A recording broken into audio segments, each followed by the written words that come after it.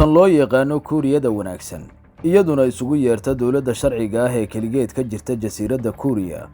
Jamhuuriyadda Koonfurta Kuuriya waxay ku taal docda koonfureed ee qaaradda Aasiya. Xadkeeda galbeed waa biyaha loogu yeero badda yelowga ah, halka dhinaca bari waddankani ka saaran yahay badda Japan. 51 milyan oo qof ayaa tirada dadka dalkan haatan lagu sheegaa, kuwa oo kala bar ka mid ahay ku nool yihiin caasimadda dalka ee Seoul, taas oo ah magaalada shanaad ee adduunkeena ugu weyn. falowda haddaad boggan ku cusub tahay, muuqeennana sii faafi haddii uu ku qanciyo, kuna soo dhowow 8 xaqiiqo ee aynu Kuuriyada Koonfureed kaga warinayno. 1. hal sano ayay da ahaan dadka kale ka weyn yihiin South Koreaanku.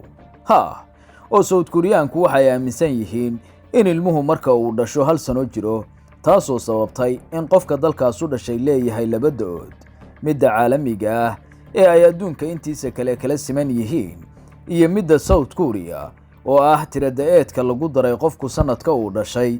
sidaas darteed waa inaad sanad ku dartaa da'daada haddii gudaha dalkaas lagugu weydiiyo inta sano ee aad jirtay. 2. kala bar South Koreaanku hal magac ayay wadaagaan. si la mid ah Soomaalida, South Koreaanku waxa ay leeyihiin magacyo common ah ama laga siman yahay, kuwa oo ku jira abtirsiinyada ama 3 magac ee qof walba. magaca Kim ayaa la sheegaa in kala bar in ku dhow uu ku jiro magacyada dadka dalkan, halka Park iyo Lee ay yihiin labada ku soo xiga ee ku jira magacyada dadka ugu badan. 3. South Koreaanku waxa jira number ay u arkaan inuu yahay astaan nasiib darro iyo mid dhimasho. hoteelada, guryaha iyo dhismayaasha kale ee dalkan kuma arkaysid dabaqa afraad, booskiisa waxa lagu bedelay F, sababtoo ah dadka dalkani waxay numberkan u arkaan mid astaan u ah nasiib xumo iyo geeri. ha yeeshee fikradani waxay u muuqataa mid haatan ku dambaysa jiilashii hore ee dadka dalkan. 4. in nooca dhiiggaaga lagu weydiiyo gudaha South Korea waa arrin iska caadi ah. haddii gudaha Koonfurta Kuuriya lagugu weydiiyo nooca dhiiggaaga, ha u malayn in arrimo la xiriira caafimaadkaaga laga wareysanayo ama deeq dhiig ah laga doonayo. waa su'aal iska caadi ah gudaha dalkan tani, oo waxay la mid tahay intee sano ayaad jirtaa oo kale. Kuuriyaanku waxay aaminsan yihiin in nooca dhiig ee qofku jaangoynayo shakhsiyadiisa, taas ayaana sabab u ah in si caadi ah lagu weydiiyo caynka uu yahay dhiiggaagu. 5.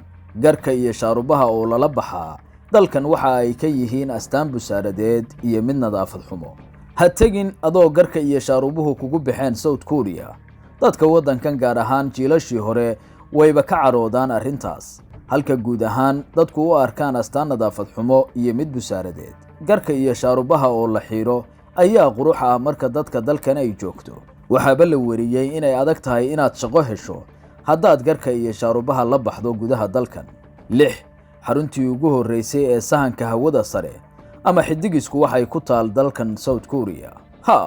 oo South Korea waa aabbaha sahanka hawada sare, oo halkan waxaa ku taal xaruntii ugu horreysay ee lagu bilaabay sahanka hawada ama xidigiska Astronomical Observatory, kaasoo ku yaal magaalada gabowday ee lagu magacaabo Gyeongju.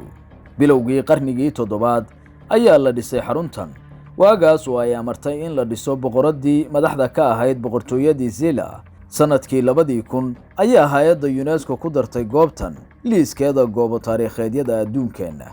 7. South Korea maalinta jacaylku waa maalinta ragga. dalkan maalinta jacaylka adduunka ama Valentine's Day-ga ee 14 February waxaa looga xusaa si ka duwan dunida inteeda kale, oo waxaa maalintan keliya mudnaanta leh hadiyado kala duwanna guddooma ragga, gaar ahaan kuwooda guurdoonka ah. dumarka dalkan wax culaysa kuma hayso arrintani, waayo waxay leeyihiin maalin la yidhaahdo White Day, taas oo ah 14 March. maantaas oo iyaga waa dumarka dalkaasi ugu jirta booska maalinta jacaylka adduunka. mid kale ogow, 12 bilood ee sanadkaba South Koreaanku waxay xusaan 12 maalmood oo jacayl. 8. South Korea waa dalka labaad ee baasaboorkiisu dunida ugu ixtiraamka badan yahay.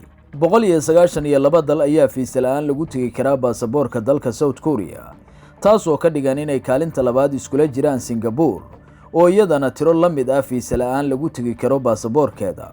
waxaana ka horeeya baasaboorka Japan oo isaga 193 dal lagu tegi karo. waxa kale oo sheegis mudan in dalkani wakhti dheer yahay jiho dalxiis oo waxaa la wariyey in sanadkii ay tagaan dad tiradoodu ay ku dhowdahay 4 milyan oo qof, taas oo kaalin mugle ku leh kobaca dakhli gudeedka dalkan.